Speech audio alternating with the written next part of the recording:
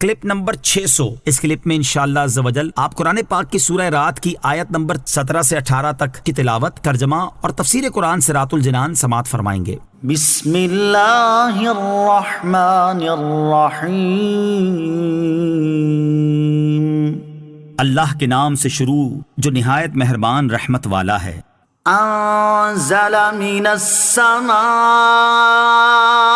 ماء فسالت أودية بقدرها فاحتمل السيل زبدا رابيا ومما يوقدون عليه في النار ابتغاء حلية أو متاع زبد مثله كذلك يضرب الله الحق والباطل فأما الزبد فيذهب جفاء وأما ما ينفع الناس فيمكث في الأرض كذلك يضرب الله الأمثال۔ ترجمہ، اس نے آسمان سے پانی اتارا تو نالے اپنی اپنی گنجائش کی بقدر بہہ نکلے، تو پانی کی رو اس پر ابھرے ہوئے جھاگ اٹھا لائی، اور زیور یا کوئی دوسرا سامان بنانے کے لیے جس پر وہ آگ دہکاتے ہیں اس سے بھی ویسے ہی جھاگ اٹھتے ہیں۔ اللہ اسی طرح حق اور باطل کی مثال بیان کرتا ہے، تو جھاگ تو ضائع ہو جاتا ہے اور وہ پانی جو لوگوں کو فائدہ دیتا ہے وہ زمین میں باقی رہتا ہے۔ اللہ یوں ہی مثالیں بیان فرماتا ہے۔ انزل من السماء ماء،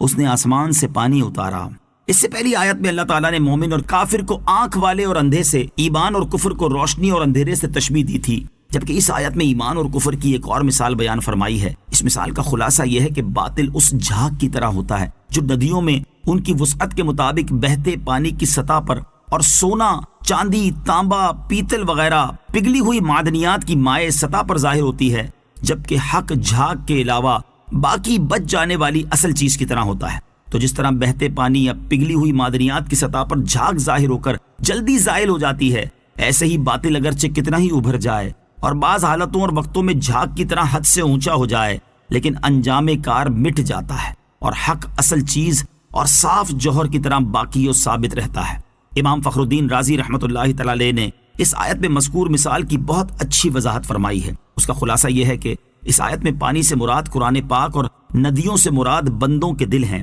یعنی اللہ تعالیٰ نے اپنی کبریائی، جلالت اور احسان کے آسمان سے رحمت کا پانی یعنی قرآن پاک بندوں کے دلوں کی ندیوں میں نازل فرمایا۔ تو جس طرح ندیوں میں پانی جگہ پاتا ہے، اسی طرح دلوں میں قرآنی علوم کے انوار جگہ پاتے ہیں، اور جس طرح ندیوں میں ان کی گنجائش اور وسعت کے اعتبار سے پانی کم یا زیادہ ہوتا ہے، اسی طرح دلوں کی پاکیزگی اور نجاست، قوت فہم کی زیادتی اور کمی کے اعتبار سے ان میں قرآن پاک کے انوار کم اور زیادہ ہوتے ہیں۔ اور جس طرح بہتے پانی کی سطح پر ابھرنے والی جھاگ اور پگھلی ہوئی معدنیات کی سطح پر ظاہر ہونے والا میل کچیل جلدی زائل ہو جاتا ہے، اسی طرح قرآن مجید کے مضامین میں بظاہر جو شکوک و شبہات ہوتے ہیں وہ سرکار دو عالم علیہ الصلوۃ والسلام کے ارشادات اور علماء کرام کے بیانات سے جلدی زائل ہو جاتے ہیں، اور عقائد، شرعی احکام کی تصریحات، ہدایات اور علمی نکات باقی رہ جاتے ہیں۔ للذین استجابوا لربهم الحسنى